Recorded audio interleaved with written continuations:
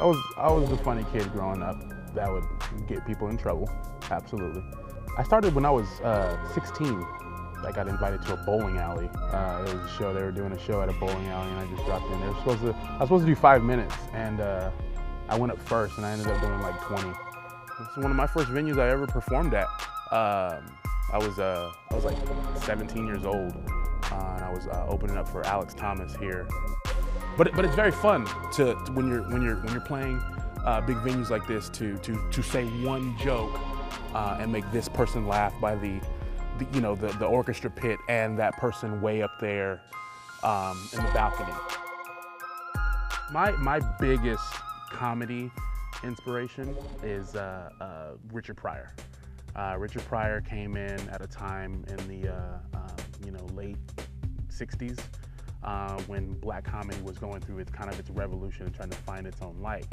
Bill Cosby was doing a lot of comedy before Richard Pryor, but he was doing it catered to a white audience, which got him paid, which a lot of comics had to do at that time. Richard was the first guy that says, you know what, I know I'm gonna do it my way and how I hear it, and then make white people laugh. And that's something that I've always tried to write universally for everyone.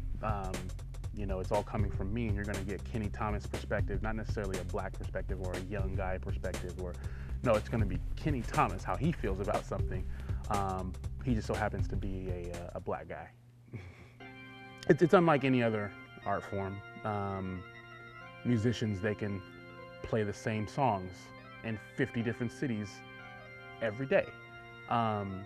Usually with comedy, when you hear a joke and you've heard it a couple times, it loses its element of surprise. So things become less funny as the more you hear it.